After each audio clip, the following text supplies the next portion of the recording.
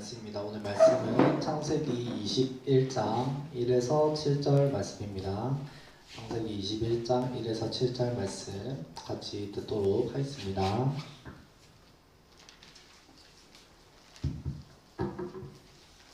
제21장.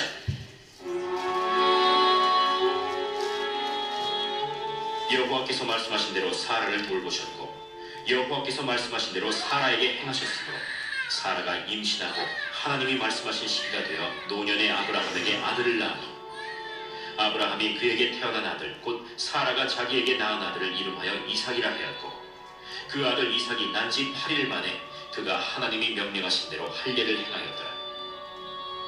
아브라함이 그의 아들 이삭이 그에게 태어날 때 100세라. 사라가 이르되 하나님이 나를 웃게 하시니 듣는 자가 다 나와 함께 웃으리로다. 사라가 자식들을 젖먹이겠다고 누가 아브라함에게 말하였으리요마는 아브라함의 노경에 내가 아들을 낳았도다. 아멘. 아멘. 네, 오늘 말씀은 여호와께서 말씀하신 대로라는 제목으로 목사님께서 말씀 전해주시겠습니다. 네, 우리 서로 할렐루야로 반갑게 인사합시다. 할렐루야. 예, 할렐루야. 반갑습니다. 네, 훈련간 뭐 안전사고나 뭐 특별한 이슈 같은 거 있었나요? 아, 예, 다행입니다. 예, 여러분들 건강 괜찮으세요? 괜찮은 사람만 나왔나요, 오늘? 예, 오늘 좀 빈자리가 있는 거 보니까 많이 힘들었던 것 같아요. 올 들어서 가장 추운 날씨가 이제 지난주였는데 하필 또 그 기간에 우리 혹한기 훈련 임무 수행하느라 정말 대단히 고생이 많았습니다.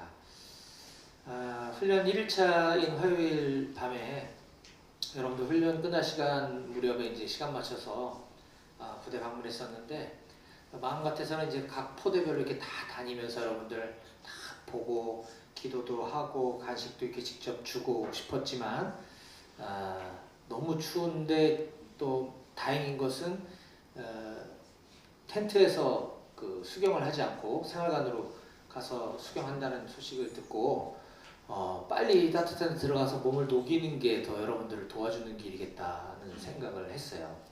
제가 포대 돌아다니는 동안 또 저 기다린다고 추운데 더 있는 게 좀 맞지 않는 것 같아서 그래서 이제 본부 포대만 대표로 제가 이제 우리 용사들 만나고 기도도 해주고 왔는데 여러분들 다 일일이 포대 직접 만나지 못했던 것 양해해 주시면 좋겠어요. 작년 목감기 때는 실제로 이제 텐트에서 수경을 했었기 때문에 뭐 제가 좀 늦게 가도 어차피 텐트에 있는 거 그래서 제가 다 이렇게 다니면서 기도해주고 했었는데 올해 좀 날씨가 많이 추운 관계로 약간 좀 변수가 있었습니다. 그래서 여러분들이 좀 너그러운 마음으로 이해해 주셨으면 좋겠습니다. 그래도 따뜻한 음식은 아니었어도 또 출출할 때 토스트가 조금 도움이 됐었나 모르겠어요. 예, 또 여름에 유격 때도 여러분들 좀 더 제가 고민을 하고 만날 수 있도록 그렇게 하겠습니다. 자, 이렇게 힘든 훈련을 마치고 지치고 피곤한 상태임에도 불구하고 예배를 사모하고 주님의 전에 이렇게 나온 우리 귀한 우리 형제들 한 사람 한 사람 정말 주님의 이름으로 축복합니다. 오늘 이 시간에 하나님께서 우리에게 주시는 말씀을 통해서 여러분들의 그 지치고 힘든 삶이 위로를 얻고 새 힘을 얻는 이 시간이 되기를 간절히 소망합니다. 자, 지난 주일에 우리는 창세기 20장 말씀을 통해서 잘못된 삶을 바로잡아 주시는 아버지라는 제목으로 말씀을 함께 나눴습니다. 조금 더 거슬러 올라가서 창세기 12장 2절에 보면 하나님은 75세나 된 아브라함에게 찾아오셔서 75세인 노인 아브라함에게 자녀가 한 명도 없었음에도 불구하고 내가 너로 큰 민족을 이루게 해주겠다 라며 후손에 대한 약속을 해주시는 장면이 12장 2절에 나옵니다. 자, 그 말씀이 있고 나서 얼마 지나지 않아 같은 창세기 12장에 아브라함이 머물고 있던 지역에 기근, 가뭄이 심하게 들자 외국 땅인 애굽으로 이집트로 먹을 것을 구하러 내려갑니다. 아브라함이. 자, 그랬다가 그곳 낯선 외국 땅에서 자기 목숨이 위태로울까봐 뭐 아무런 그런 것도 없었는데 아브라함이 지레 겁을 먹고 두려움에 사로잡혀 자기 아내를 누이, 여동생이라고 거짓말을 칩니다. 그런 바람에 그 애국 왕 바로가 아브라함의 아내 사라를 후궁으로 맞이하기 위해서 데려가는 사건이 발생을 하죠. 한마디로 자기가 살자고, 자기가 겁난다고 아내는 빼앗겨도 상관이 없다. 뭐 이런 거였던 것 같습니다. 자, 그러자 앞서 얘기했던 것처럼 하나님께서는 아브라함에게 내가 너로 큰 민족을 이루게 해주겠다 라고 약속해 주셨는데 아브라함의 아내를 빼앗겨 버리면 그 일이 이루어질 수가 없게 되는 것이죠. 그러니까 하나님의 마음이 더 급해지셨습니다. 그래서 이 하나님께서는 아브라함의 미성숙한 태도에도 불구하고 아브라함을 나무라시기보다는 직접 바로 왕을 찾아가셔서 사라를 건들지 말고 남편이 있는 여자이기 때문에 돌려보내라 라고 직접 개입을 하십니다. 그래서 큰 위기를 잘 넘길 수가 있었는데, 자, 그로부터 24년이라는 세월이 흘러 아까는 아브라함 75세였으니까 아브라함 나이 99세가 되었을 때 그때까지도 아무런 일이 일어나지 않았죠. 자, 근데 하나님께서는 아브라함이 99세가 됐을 때 다시 이런 말씀을 하십니다. 이제 내가 너에게 약속한 그때가 다 되었다. 내년 이맘때 네가 100살 됐을 때 내 아내 사라를 통해서 네가 아들을 얻게 될 것이다 라는 말씀을 해주십니다. 자, 18장 10절에 그 말씀이 나오는데요. 그가 이르시되 내년 이맘때 내가 반드시 내게로 돌아오리니 내 아내 사라에게 아들이 있으리라 하시니. 네. 자, 이제 이 정도 됐으면 아브라함은 그동안 자기가 믿음의 기복이 있었든 없었든 떠나서 이제부터라도 하나님이 그 25년 전에 하셨던 말씀이 이제 드디어 성취되는구나. 내가 내년에 내 나이 100살에 아들이 생긴다니 하면서 지금부터라도 몸과 마음을 정결케 하고 기도와 말씀으로 잘 준비를 했어야 했건을 아브라함은 24년 전과 똑같은 잘못을 또 저지릅니다. 이번에는 아브라함이 애굽이 아니라 그 네게브 땅으로 옮겨가서 거기 그랄이라고 하는 작은 지역에 살고 있었는데 그때도 똑같이 아브라함이 겁에 질려서 자기 아내를 누이 여동생이라고 거짓말했다가 그 그랄 왕 아비멜렉에게 또 아내를 빼앗기는 이런 일이 또 벌어지죠. 자, 이제 하나님의 심정은 더 다급했을 것입니다. 이제 1년 뒤면 아브라함과 사라 사이에 아들이 생겨야 되는데 사라가 그랄 왕에게 후궁으로 데려갔으니 자칫하면 아비멜렉의 아들을 낳게 생겼는 거잖아요. 자, 그래서 하나님께서는 더 다급하게 아비멜렉의 꿈속에 들어가셔서 사라를 돌려보내라 라고 직접 개입을 하시는 것을 우리가 지난주에 보았죠.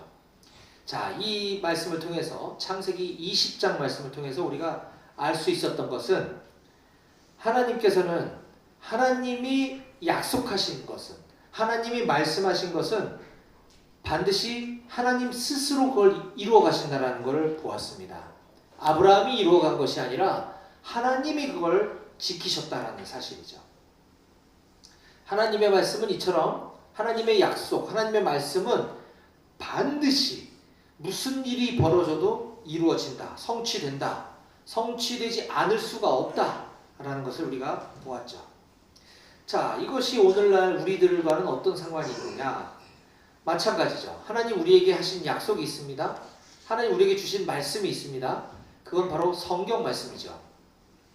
바로 우리 손에 있는 이 성경 말씀은 여기에 기록된 모든 하나님의 말씀은 반드시 이루어졌고 앞으로 이루어질 것이다 라고 하는 사실을 꼭 믿으시기 바랍니다. 아멘. 그렇죠. 성경에 있는 스토리들의 핵심은 예수 그리스도입니다. 예수 그리스도. 성경은 예수 그리스도에 관한 책이에요. 구약에 있는 모든 예언들이 장차 메시아가 오셔서 인류의 죄를 대신 짊어지고 죄를 구원해 주실 것이다 라고 하는 구약의 약속은 이미 2000여 년 전에 성취가 되었습니다.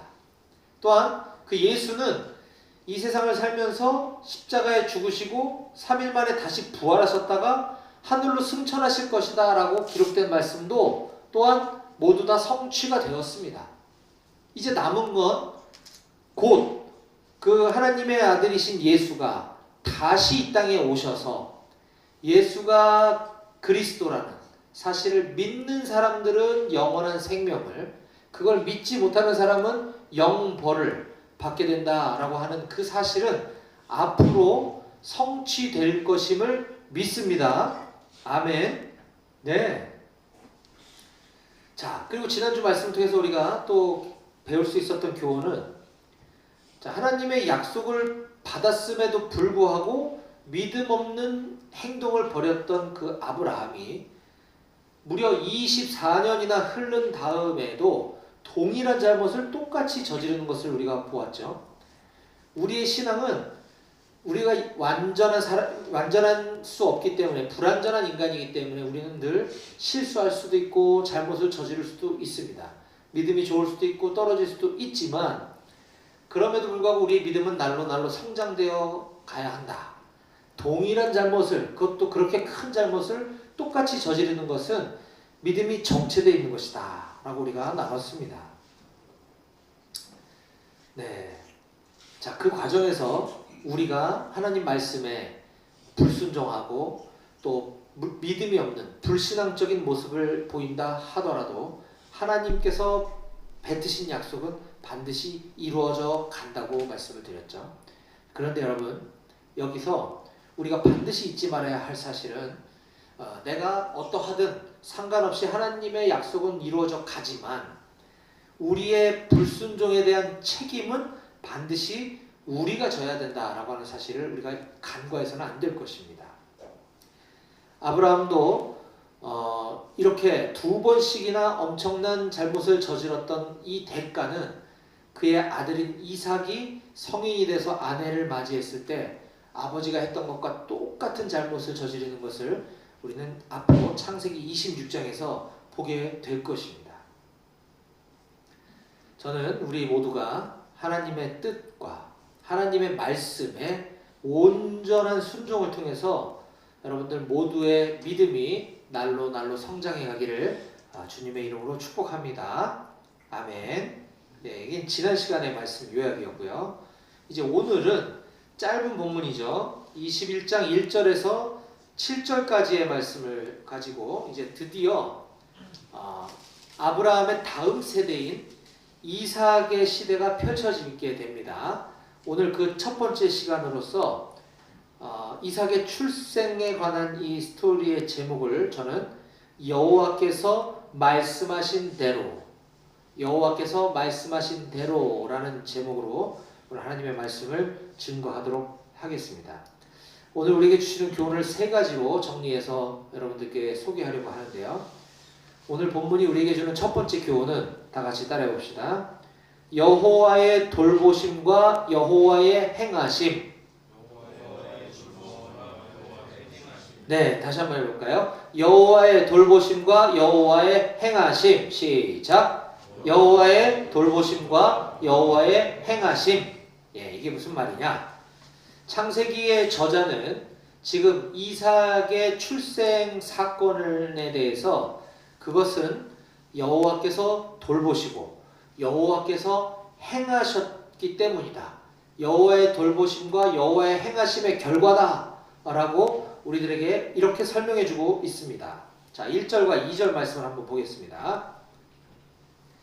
여호와께서 말씀하신 대로 사라를 돌보셨고 여호와께서 말씀하신 대로 사라에게 행하셨으므로 사라가 임신하고 하나님이 말씀하신 시기가 되어 노년의 아브라함에게 아들을 낳으니. 예. 여기서 사라가 아들을 낳았다. 그것이 어떻게 가능했느냐? 바로 여호와께서 말씀하신 대로 사라를 돌보셨고 또 여호와께서 말씀하신 대로 사라에게 행하셨기 때문에 그것이 가능했다라고 설명해주고 있습니다. 아브라함은 앞선 창세기 12장 1절에서 4절에 75세의 늦은 나이에 하나님으로부터 이런 부르심을 받았던 적이 있습니다. 여호와께서 아브라함에게 이르시되 너는 너의 고향과 친척과 아버지의 집을 떠나 내가 네게 보여줄 땅으로 가라. 내가 너로 큰 민족을 이루고 네게 복을 주어 내 이름을 창대하게 하리니 너는 복이 될지라 라고 말씀하셨더니 자 4절에 이에 아브라함이 여호와의 말씀을 따라갔고 롯도 그와 함께 갔으며 아브라함이 하란을 떠날 때 75세였더라. 자, 여호와께서 아브라함에게 이르시되 너는 이렇게 해라 라고 말씀하시니까 이에 아브라함이 여호와의 말씀을 따라갔다 라고 성경은 우리들에게 증언해주고 있습니다. 아브라함의 신앙은 이처럼 첫 출발이 매우 훌륭했습니다. 하나님의 불분명한 명령에도 어디로 가라고 말씀하지 않으셨음에도 불구하고 여호와의 말씀을 따라 순종했다. 믿어지지 않고 이해되지 않아도 잘 순종했다는 걸 우리가 알 수 있죠. 그런데 세월이 흐르는 동안 여러 우여곡절들, 삶의 우여곡절들, 믿음의 우여곡절들을 겪으면서 아브라함의 믿음이 흔들리는 것을 우리가 보았죠. 자, 그러므로 우리는 과거의 나의 신앙이, 어제의 나의 믿음이 오늘을 보장해주지 못한다라는 사실을 반드시 기억해야만 합니다. 내가 과거에 믿음 생활 열심히 하고 내가 하나님 잘 섬겼다고 해서 지금도 내가 잘 살고 있을 거다라는 생각은 자칫하면 위험할 수 있습니다. 그러므로 우리는 날마다 하나님의 말씀을 통하여, 성경 말씀을 통하여 내 자신의 믿음을 잘 점검해 보아야 될 줄로 믿습니다. 아멘. 자, 하나님은 우리가 하나님 말씀에 순종을 하든 순종하지 않든 상관없이 하나님 말씀은 스스로 하나님께서 이루어 가신다고 말씀드렸습니다. 다만 우리의 불순종에 대한 책임은 우리가 져야 된다라고도 말씀드렸습니다. 자, 따라서 오늘 본문 21장 1절과 2절 표현에 의하면 하나님께서 아브라함과 사라에게 아들을 주신 이 사건은 아브라함과 사라의 믿음과 상관없이 하나님께서 사라를 돌보셨기 때문이다. 하나님께서 사라에게 그렇게 아들을 주시는 것을 행하셨기 때문이다 라는 사실을 우리가 꼭 잊지 않았으면 좋겠습니다. 우리는 이 세상 살아가면서 나의 힘과 노력의 결실로 이루어진 것들이라고 생각하는 많은 사건들이 사실은 여호와 하나님께서 저와 여러분들을 돌보시고 하나님께서 그 일을 행하셨기 때문이다 라고 하는 사실을 믿으시기 바랍니다. 여호와 하나님께서 나에게 그 일을 직접 행해 주셨기 때문인 것이죠. 오늘 본문 말씀 통해서 이제 우리에게 주시는 두 번째 교훈을 살펴보려고 합니다. 자, 오늘 우리에게 주시는 두 번째 교훈은 하나님 말씀은 말씀 그대로 반드시 이루어진다는 사실입니다. 네. 오늘 1절과 2절에서 여러 차례 반복해서 표현하고 있는 언급이 있습니다. 바로 여호와께서 말씀하신 대로, 또 여호와께서 말씀하신 대로, 하나님이 말씀하신 시기가 되어. 예, 이것은 하나님의 약속은 반드시 하나님께서 정한 그때 이루어진다라는 사실을 강조하기 위한 표현입니다. 하나님의 약속은 한치의 오차도 없이 완벽하게 성취된다고 하는 사실을 믿으시기 바랍니다. 예. 메시아이신 예수 그리스도께서 오실 것이다 라고 하는 구약의 말씀, 구약의 하나님의 약속은 이미 다 성취되었습니다. 아멘. 그렇죠?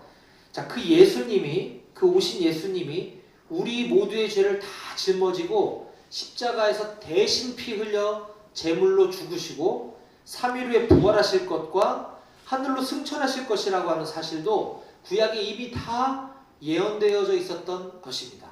그 사건도 이미 다 성취되었습니다. 믿으십니까? 아멘. 자, 이제 그런 승천하신 예수님께서 장차 머지않은 때에 곧 다시 오셔서 믿는 자들에게는 영생을, 믿지 않는 자들에게는 영벌을, 심판과 구원을 이루러 다시 오실 것이다 라고 하는 그 하나님의 말씀, 그 약속 또한 곧 성취될 것이라고 하는 사실을 믿으시기 바랍니다. 아멘. 네, 이 말씀을 믿는 저와 여러분들은 그렇기 때문에 하나님의 말씀에 잘 순종하는 삶을 날마다 살아가시기를 축원합니다. 자, 마지막으로 오늘 본문 말씀을 통해서 하나님 우리에게 주시는 세 번째 교훈을 살펴보겠습니다. 하나님 우리에게 주시는 세 번째 교훈은 우리에게 기쁨을 주시는 하나님이시라는 겁니다. 다 같이 한번 따라해 볼까요? 우리에게 기쁨을 주시는 하나님. 네. 하나님께서는 앞전에 아브라함에게 아들을 낳게 될 것이다 라는 말씀을 미리 여러 번 해주신 적이 있죠. 자, 그러면서 하나님이 친히 그 아들의 이름을 이렇게 지어주셨던 적이 있습니다. 17장 19절입니다. 하나님이 이르시되 아니라 내 아내 사라가 내게 아들을 낳으리니 너는 그 이름을 이삭이라 하라. 내가 그와 내 언약을 세우리니 그의 후손에게 영원한 언약이 되리라. 너는 그 이름을 이삭이라고 지어라 라고 하나님께서 친히 이름을 지어주셨습니다.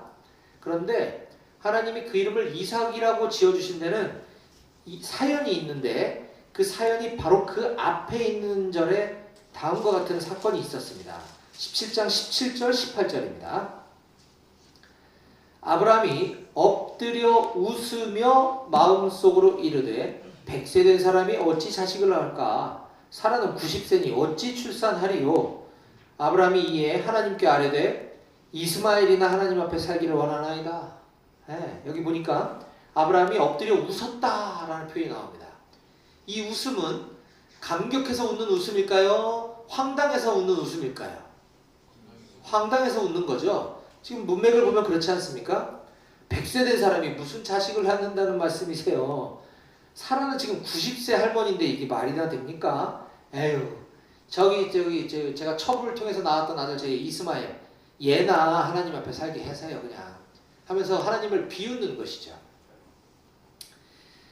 자, 이거는 믿음이 없는 불신앙적인 태도입니다. 자, 그런데 아브라함만 그랬나? 자, 그의 아내인 사라는 어땠는지 또 성경이 자세히 묘사를 해주고 있는데 18장 10절 이하를 제가 빠르게 읽어드리겠습니다. 18장 10절입니다. 그가 이르되 내년 이맘때 내가 반드시 내게로 돌아오리니 네 아내 사라에게 아들이 있으리라 하시니 사라가 그 뒤 장막문에서 들었더라. 아브라함과 사라는 나이가 많아 늙었고 사라에게는 여성의 생리가 끊어졌는지라. 사라가 속으로 웃고 이르되 내가 노쇠하였고 내 주인도 늙었으니 내게 무슨 즐거움이 있으리요? 여호와께서 아브라함에게 이르시되 사라가 왜 웃으며 이르기를 내가 늙었거늘 어떻게 아들을 낳으리요 하느냐? 여호와께 능하지 못할 일이 있겠느냐? 기한이 이를 때 내가 내게로 돌아오리니 사라에게 아들이 있으리라. 사라가 두려워서 부인하여 이르되 내가 웃지 아니하였나이다. 이르시되 아니라 네가 웃었느니라. 재밌는 장면이 나오죠. 하나님께서 아브라함에게 네 아내가 내가 다 반드시 돌아와서 네 아내에게 아들을 줄 거야 라고 했더니 사라가 옆에서 그걸 엿들었어요. 장막에서. 그러면서 속으로 피식 하고 웃었다는 거죠. 그러면서 속으로 이렇게 말을 합니다. 이건 속으로 말한 거예요. 내가 노쇠하였고 내 주인도 늙었는데 무슨 그게 말이나 되나? 그래서 웃었어요. 그랬더니 하나님께서 아브라함에게 야, 네 아내 사라가 지금 왜 웃니? 이렇게 얘기를 하는 거죠. 그랬더니 사라가 겁이 나가지고 하나님 저 안 웃었는데요? 그랬더니 아니야, 너 웃었어. 이러면서 이 하나님과 사라 사이에 웃음 논쟁이 지금 벌어지고 있는 장면입니다. 예, 굉장히 여러 번 이 표현이 등장하죠. 사라가 속으로 웃었다. 사라가 왜 웃냐? 그랬더니 나 웃지 않았습니다. 그랬더니 아니다, 너 웃었다. 예. 지금 이 대화의 내용을 봤을 때 사라의 웃음 또한 와, 내가 90살인데도 아들이 생긴다니 라며 이 웃음은 기쁨의 웃음이었을까요? 어이없는 웃음이었을까요? 어이없는 웃음이었겠죠. 예. 부창부수라더니 부부가 똑같은 모습을 보여주고 있습니다. 자, 바로 이런 부부들을 향해서 하나님은 내년 이맘때 아들을 낳으리니 그 이름을 이삭이라 하라 라고 말씀해 주신 거죠. 이 이삭이라는 말은 히브리어죠. 이 히브리어의 뜻은, 우리의 의미는 웃음이라는 뜻입니다. 니네 그렇게 웃었어. 너 아들을 낳을 테니 이름을 웃음이라고 지어라. 이런 것이에요. 네, 웃음이라는 뜻입니다. 자, 그런데 이 건강하지 못한 웃음이 의미가 나중에 이삭이 태어나고 난 다음에는 이 웃음이 어떻게 변하는지 오늘 본문인 21장 6절에서 8절에 다음과 같이 그 변화를 우리들에게 보여줍니다. 한번 읽어볼게요. 사라가 이르되 하나님이 나를 웃게 하시니 듣는 자가 다 나와 함께 웃으리로다. 또 이르되 사라가 자식들을 젖먹이겠다고 누가 아브라함에게 말하였으리오마는 아브라함의 노경에 내가 아들을 낳았도다 하니라. 아이가 자라매 젖을 때고 이삭이 젖을 때는 날에 아브라함이 큰 잔치를 베풀었더라. 지금 아브라함 나이 100세, 사라 나이 90세에 너무 황당해서 믿어지지 않아서 실소를 금치 못했던 이 부부가 실제로 아들을 낳고 무척 기뻐하는 장면입니다. 자, 여러분들이 만약에 100살에 아들을 낳는다면 여러분들은 어떻게 하실 것 같습니까? 좀 부끄럽지 않을까요? 좀 창피하지 않겠어요? 그렇지 않나요? 상상이 안 되죠? 저희 아버님께서는 저를 54세 낳으셨습니다. 54세. 제가 아직 54세 안 됐거든요. 54세 저를 낳으셨다고요. 실제로, 실화. 제가 이 세상에 태어날 때 저희 아버님은 정년퇴직을 하셨어요. 근데 뭐 좋은 직장을 다니다 퇴직하신 게 아니라 연금이나 뭐 이런 거 일절 없이 그냥 퇴직을 하신 거예요. 백수가 되신 거죠. 제가 이 세상에 태어나고 보니 저희 아버님은 직업도 없고 수입도 없으셨어요. 그 정도로 연세가 있으셨다는 얘기죠. 그래서 저를 키워주고 길러주고 공부시켜주신 분은 저희 부모님이시지만 실질적으로 저를 키워주시고 공부시켜주시고 길러주신 분은 하나님이시라고 제가 고백할 수밖에 없습니다. 왜냐하면 저희 아버님은 수입이 없으셨거든요. 근데 제가 여기까지 지금 서 있잖아요. 그런 저희 아버님께서는 제가 태어날 때 54살이셨으니까 제가 중고등학교 다닐 때 이미 칠순을 넘기셨죠. 그렇죠? 제가 대학을 졸업하고 장교로 임관해서 제가 육군 중위 정도 됐을 때 많지 않은 나이였지만 그때 저희 아버님은 8순이 넘으셨습니다. 8순. 여러분들과 비슷한 또래 아버님 나이가 8순이었다니까요. 별로 안 놀래네. 그런데 제가 군에서 이제 휴가 나와서 집에를 갔을 때 저희 아버님의 모습을 보고 제가 깜짝 놀랐던 적이 있어요. 저희 아버님은 제가 대학을 졸업할 때까지도 항상 머리를 까맣게 염색을 하셨었거든요. 제가 염색하신 줄은 알았지만 군에서 휴가 나와가지고 집에 갔더니 우리 아버지가 호호 백발이신 거예요. 완전히. 완전 흰머리로 그냥. 그래서 우리 아버님이 이렇게 늙으셨었네. 물론 물리적인 나이로는 그게 맞는데 저는 평생 검은 머리로 계시는 모습만 보다가 그때 조금 당황했던 적이 있었거든요. 아버님이 제가 학교를 졸업할 때까지 검은 머리로 계속 염색을 하고 사셨던 이유가 뭐냐 하면 부끄러우셨기 때문인 거예요. 저 어릴 때 초등학교 때도 그랬고 중고등학교 때도 그랬고 저희 아버님은 저희 학교 오시지 않으셨어요. 졸업식 때만 오셨던 것 같아요. 제 기억에. 또래 학부모님들보다 연세가 많으시니까 조금 저라는 존재가 부끄러우신 게 아니라 그 상황이 조금 창피하셨던 제가 기억이 있습니다. 자, 그런데 오늘 사라와 아브라함은 그보다 더 심한 100살과 90세에 지금 아들을 낳았다고 했죠. 그러면서 아들을 낳고 난 직후의 반응을 우리가 아까 읽어보았습니다. 근데 이게 표현이 조금 어려워서 이 느낌이 잘 전달이 안 될까봐 제가 6절과 7절을 쉬운 성경으로 다시 한번 읽어드리겠습니다. 잘 들어보세요. 지금 아들을 낳았습니다. 그리고 나서 6절에 사라가 말했습니다. 하나님께서 나에게 웃음을 주셨다. 이 이야기를 들은 사람들도 나처럼 웃게 될 것이다. 어느 누가 사라가 아이를 낳을 수 있으리라고 아브라함에게 말할 수 있었겠는가. 그런데 나는 지금 늙은 아브라함에게 아들을 낳아 주었다. 할렐루야 하면서 기뻐하는 웃음을 보이는 것을 우리가 볼 수 있습니다. 이건 부끄러움의 웃음이 아니에요. 자, 이처럼 우리 하나님은 우리의 불신앙의 웃음, 어이없는 웃음으로부터 기쁨의 웃음으로 바꿔주시는 분이심을 믿으시기 바랍니다. 무엇보다 우리의 가장 큰 기쁨의 웃음은 바로 예수님이 되기를 간절히 소망합니다. 바로 나 같은 죄인을 구원하시기 위해 하나님이신 그분이 인간으로 오셨다는 이 어이없는, 이 황당한, 이것이 실제가 되어 이미 2000여 년 전에 성취되었고 그 예수님의 피값으로 내가 구원을 받고 내가 하나님의 자녀가 되었다라고 하는 이 놀라운 사실을 우리가 믿을 때 우리는 기쁨과 감격의 웃음이 우리 삶 가운데 늘 떠나지 않게 될 줄로 믿습니다.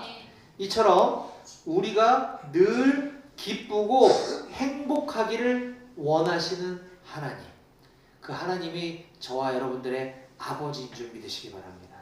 그 하나님 때문에, 그 예수님 때문에 늘 기쁘고 행복한 병영생활을 이어가는 여러분 모두가 다 되실 수 있기를 주님의 이름으로 간절히 축원합니다. 아멘. 기도하시겠습니다.